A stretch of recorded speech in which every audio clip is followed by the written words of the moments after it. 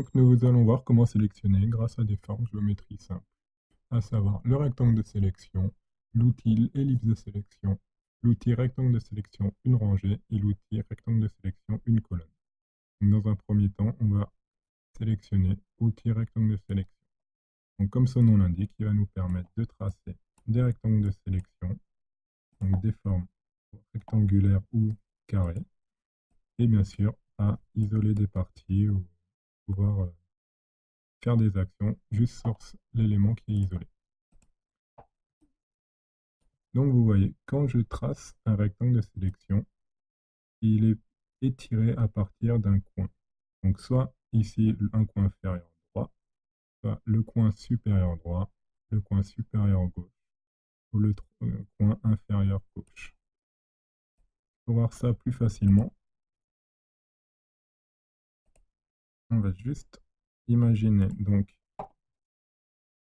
une croix avec un carré. Donc je clique au centre de cette croix et vous voyez que là, il est bien étiré à partir du coin supérieur droit ou bien du coin inférieur droit, le coin inférieur gauche ou le coin supérieur gauche. Donc voilà, on peut sélectionner à partir d'un coin ou bien si on garde notre outil de sélection, on appuie sur la touche Alt, en fait, on peut sélectionner à partir du centre, on peut générer notre rectangle de sélection à partir de son centre. Donc, par exemple, si j'ai envie de sélectionner toute la fenêtre blanche, il me suffit donc d'étirer mon rectangle de sélection avec les bonnes proportions.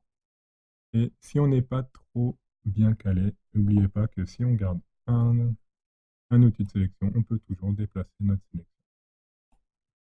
Voilà, et là, par exemple, je peux copier et coller et j'ai bien isolé ma fenêtre de mon image.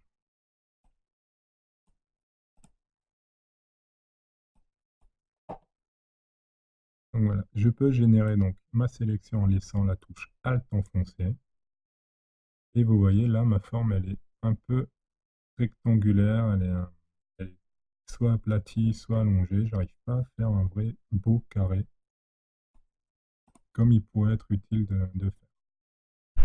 Ce que je peux faire également, c'est combiner mon outil de sélection et la touche Shift pour générer un carré. Vous voyez ici, ma touche, ma sélection est donc étirée bien par mon coin supérieur droit, mais elle décrit un carré parfait, avec des proportions parfaites.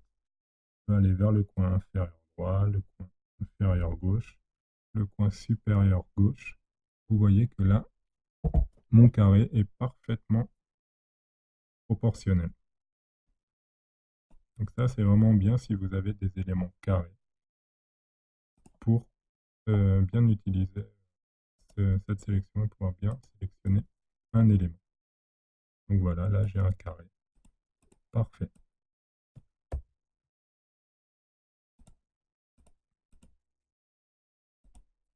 Bien sûr, je peux combiner ces deux éléments, donc ces deux touches, en générant mon carré à partir du centre, et pour qu'il soit bien proportionnel, laissez la touche Shift enfoncée, et là j'ai un carré qui se génère à partir de son centre et qui restera proportionnel. Donc voilà, dans certains cas, ce genre de sélection peut être très très pratique pour être sûr d'avoir toujours des bonnes formes, un carré, un cercle parfait, etc. Donc là, par exemple, j'ai envie de sélectionner ma fenêtre blanche. Donc comme je le disais, je peux soit partir de son centre, avec la touche Alt enfoncée, et tirer mon rectangle de sélection. Si je ne suis pas très droit, bien sûr, à tout moment, je peux le déplacer. Ou bien je peux partir d'un coin. Ça, c'est vraiment comme je le souhaite, ce qui me semble le plus facile pour moi.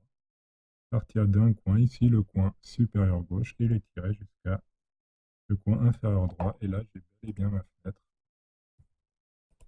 sélectionnée et isolée grâce à mon rectangle de sélection.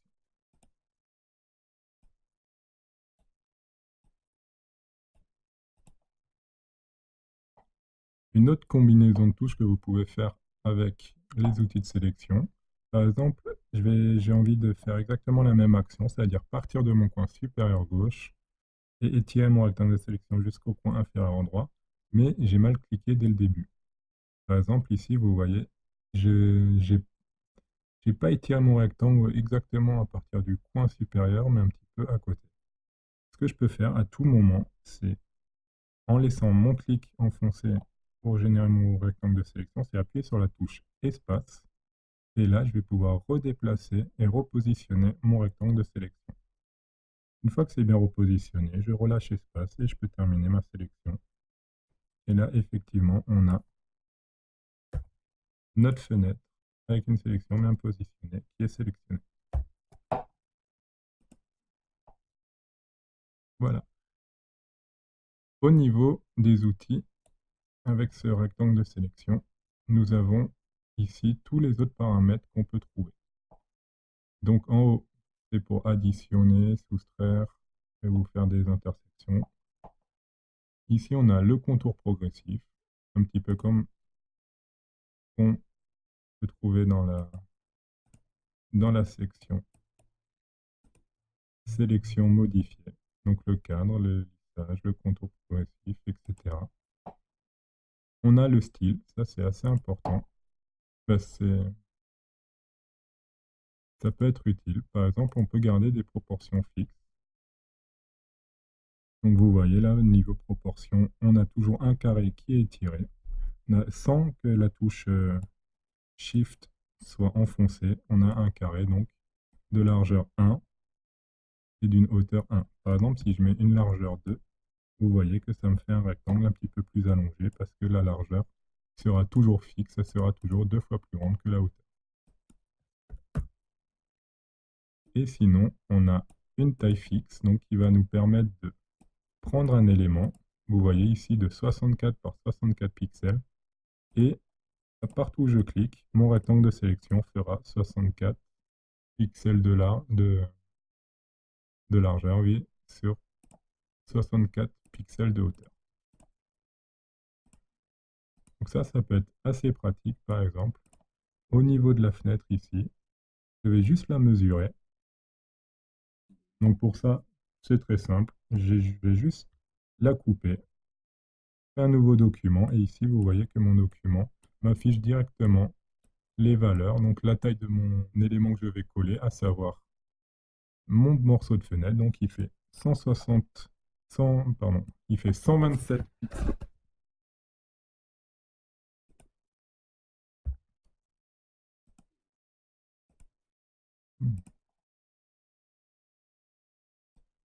Donc,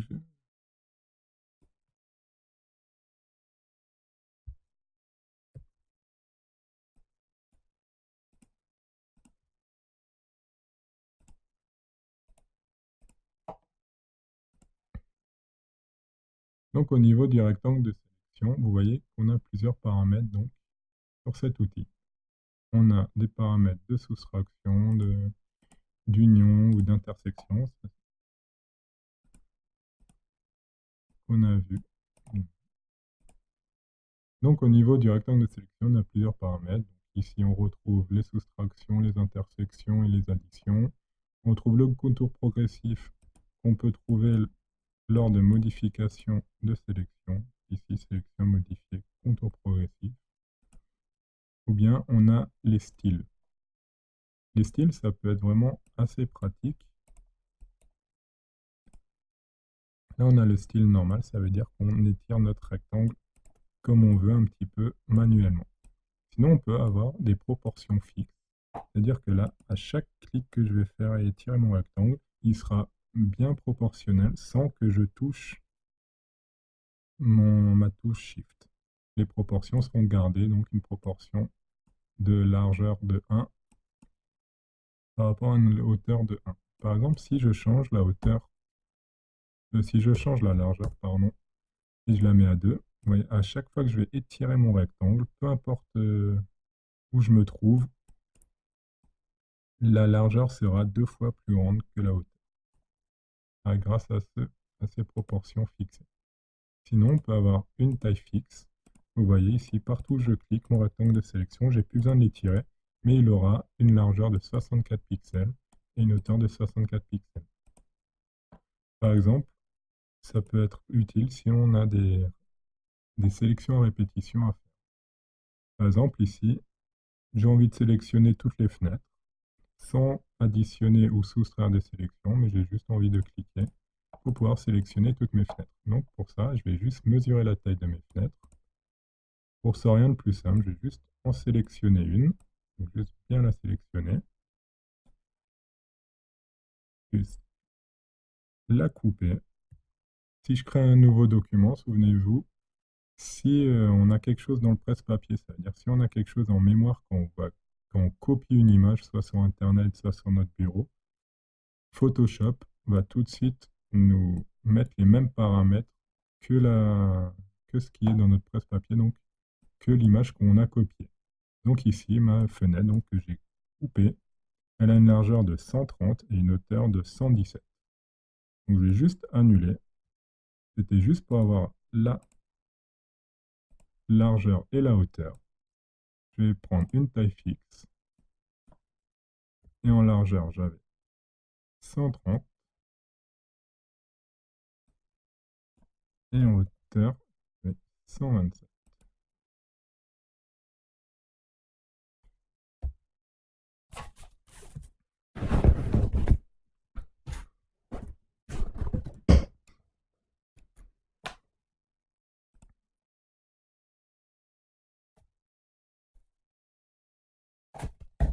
Donc au niveau du rectangle de sélection, vous voyez, on retrouve des options pour cet outil. Donc on a les options d'addition, de soustraction, d'intersection, l'option de contour progressif. Donc au niveau du rectangle de sélection, on retrouve des options donc, de cet outil, donc des options d'addition, de soustraction, d'union, de contour progressif, la même option qu'on peut retrouver dans sélection et dans le modificateur et attribuer un contour progressif à notre sélection. Et on a une modification de style. Donc là, on est en style normal, ça veut dire que c'est moi qui génère la sélection un petit peu à main levée, un peu librement, de la taille que je veux et des proportions que je veux. Mais si on a envie de faire des sélections assez fixes, on peut faire c'est, voilà, on a trois options. Par exemple, cliquer sur proportion fixe. Et là, c'est pas moi qui vais dicter la largeur et la hauteur ou les proportions, c'est directement Photoshop qui va le faire automatiquement. Donc là, je génère un rectangle de sélection, vous voyez que ça reste un carré. Sauf que là, je n'ai pas la touche Shift enfoncée. C'est juste les proportions sont gardées, donc la largeur fait 1 et la hauteur fait 1. Si je change et que je fais que la largeur est 2 fois plus grande que la hauteur, vous voyez, je peux générer n'importe où ma sélection de n'importe quelle taille. La largeur sera toujours 2 fois plus grande que la hauteur. Au niveau de la troisième option, taille fixe, en fait,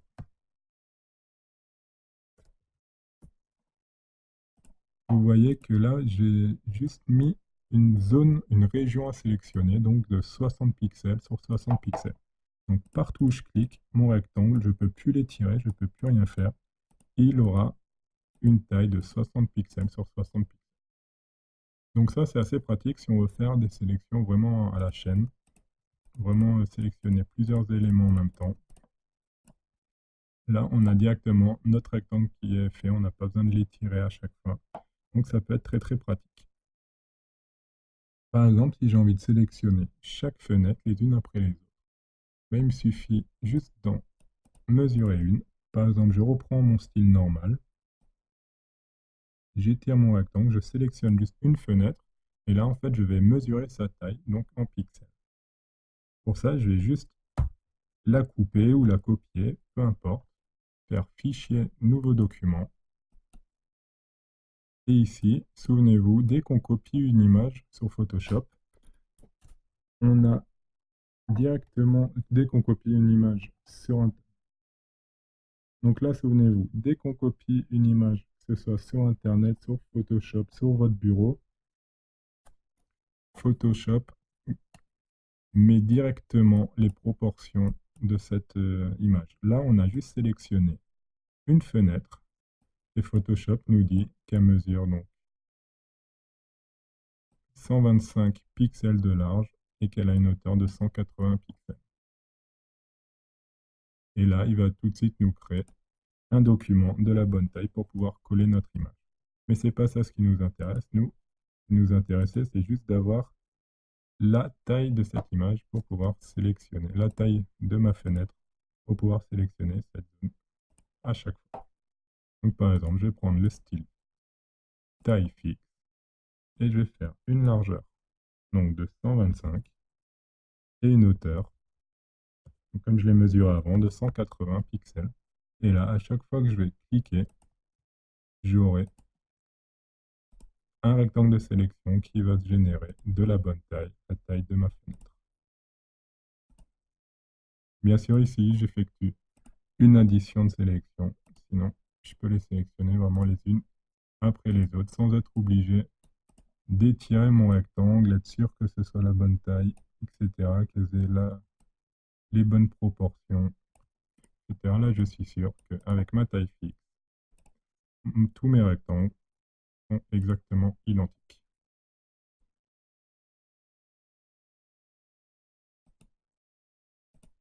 Voilà pour l'outil de rectangle de sélection. On va passer à l'outil donc de sélection, la ellipse. Donc c'est aussi un outil de sélection qui va utiliser des formes géométriques, à savoir l'ellipse.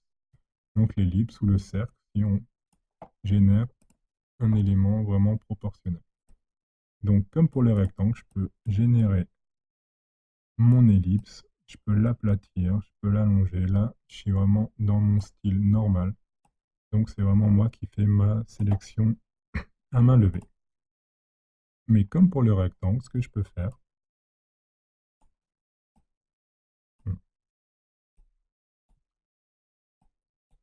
donc on se retrouve pour parler de l'outil de sélection ellipse. Donc, comme pour le rectangle, on utilise une forme géométrique, à savoir le cercle, ou l'ellipse plutôt, pour faire une zone de sélection. Donc, c'est exactement les mêmes paramètres, les mêmes fonctions. On sélectionne une zone, on peut la transformer, on peut l'éditer, on peut faire un petit peu ce qu'on veut avec isoler un élément pour pouvoir l'utiliser à part, etc. Comme le rectangle de sélection, vous voyez, j'ai un style normal, donc là, c'est moi qui étire la forme que je veux, soit aplati ou bien un petit peu allongé. Voilà, c'est moi qui le fais vraiment à main levée ou manuellement, qui définit la forme. Donc cette forme, comme le rectangle, en fait, il faut imaginer exactement les mêmes proportions que les rectangles. Elle est étirée à partir d'un coin. Donc voilà, vous voyez, par exemple, si je pointe au milieu, ici, elle est tirée par rapport à son coin supérieur droit. Par exemple, là, vous voyez, si je le mets dans le coin supérieur droit de ma grille, ben vous voyez que tous les côtés sont tangents à mon ellipse de sélection. Que ce soit dans le coin supérieur droit, le coin inférieur droit, le coin inférieur gauche ou le coin supérieur gauche, mon outil ellipse est étiré à partir d'un coin. Et comme pour le rectangle, en fait, cet outil peut aussi être généré à partir de son centre. Donc voilà, je clique sur le centre et je peux étirer mon élément et le générer de son centre. Ce que je peux faire également, comme pour l'outil rectangle de sélection, c'est faire un cercle parfait. Donc en laissant la touche Shift enfoncée, mon cercle est étiré donc de façon proportionnelle et il sera toujours parfait. Donc je peux combiner ces deux options, donc appuyer sur la touche Alt pour qu'il soit généré à partir de son centre et sur la touche Shift pour qu'il soit toujours bien proportionné. Donc pour mettre en application, je vais sélectionner cette bulle. Par exemple, je vais partir de son centre avec la touche Alt, générer mon cercle mais la bulle a vraiment une forme ronde parfaite. Donc moi, à la place d'essayer de trouver la bonne forme, je vais appuyer sur la touche Shift pour être sûr de générer, pareil, un cercle parfait pour pouvoir bien sélectionner ma bulle.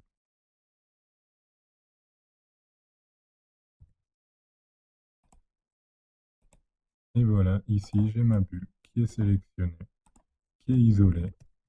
Je peux effectuer des transformations, la placer où je veux, la copier, la coller, faire un petit peu ce que je veux donc avec cet nouvel élément dont je dispose.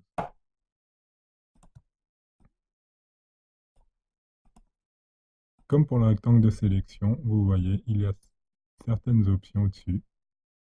Donc c'est exactement la même chose.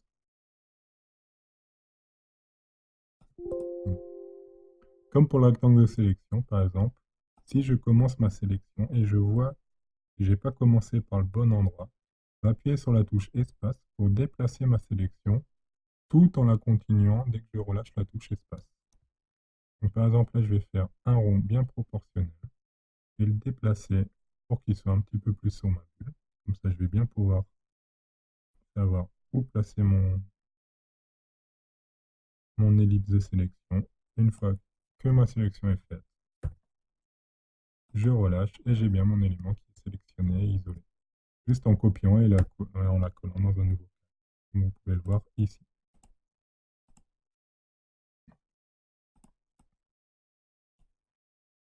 Comme l'outil rectangle, on a différentes options donc, qu'on retrouve en haut. Donc pareil, toujours addition, soustraction, union et contour progressif qu'on peut toujours retrouver dans l'onglet sélection, modifier, contour progressif, le lissage et les styles qui marchent comme le rectangle. Donc là en style normal, je peux faire moi mon cercle comme je le désire, donc soit étiré, soit allongé, aplati, comme je veux, je le fais un petit peu à main levée et de façon assez libre. Bien sûr, je peux garder une proportion fixe. Donc là, la proportion, elle est de 1 sur 1, donc ça sera sans que je touche à la touche Shift, mon cercle, mon ellipse de sélection sera un cercle parfait. Comme pour le rectangle, si je mets une largeur de 2 et une hauteur de 1, donc ma bulle ne sera plus exactement un cercle parfait. Donc, pardon, mon ellipse de sélection ne sera plus un cercle parfait, mais il sera aplati vu que la largeur sera 2 fois plus grande que la hauteur.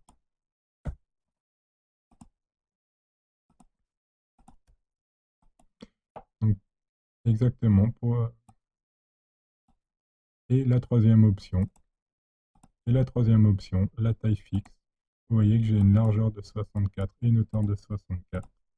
Ben, dès que je clique, en fait, je vais plus pouvoir étirer mon ellipse de sélection, mais dès que je clique, j'aurai un cercle de sélection qui sera donc là on peut parler d'un diamètre, vu que la hauteur et la largeur sera la même, de 64 pixels. Là, je peux augmenter ces valeurs. Et comme pour le rectangle, je vais pouvoir mesurer ma bulle pour savoir à peu près, au cas où si j'ai une image où j'ai plein de bulles qui ont exactement la même taille, ou des cercles qui ont exactement la même taille, mais je vais voir combien elle mesure. Donc je la coupe ou je la copie, je crée un nouveau calque. Là je vois qu'elle fait 248 pixels de largeur, 248 pixels de haut, vu qu'on a fait vraiment une sélection proportionnelle. Ça nous paraît tout à fait normal. Donc on va rentrer ces valeurs ici.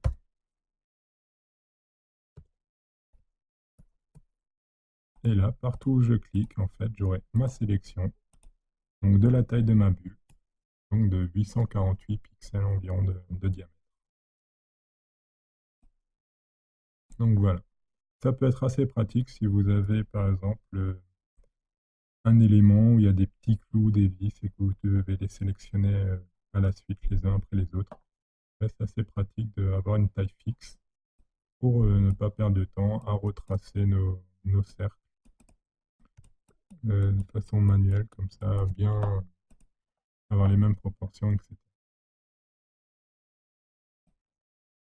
Donc, au niveau des formes de sélection, en fait, il nous reste deux derniers outils qui sont assez faciles à comprendre. En fait, c'est des rectangles de sélection, mais une rangée ou une colonne. Ils fonctionnent, les deux fonctionnent exactement pareil. En fait, ça nous sélectionne une rangée de pixels sur toute la longueur de notre document. Donc, si je zoome, vous voyez que mon image est bien composée de pixels, ces petits carrés de couleurs. Et ici, on sélectionne une rangée de pixels, donc sur toute la longueur de notre image. C'est la même chose si je sélectionne outil rectangle, je sélectionne une colonne. Là, on sélectionne une colonne de pixels sur toute la hauteur de notre image. Pareil ici, je supprime cette colonne et vous voyez, j'ai juste une ligne de 1 pixel de large qui est supprimée. Je vais supprimer une rangée, pareil. Donc on a effacé une rangée de pixels en hauteur et en largeur.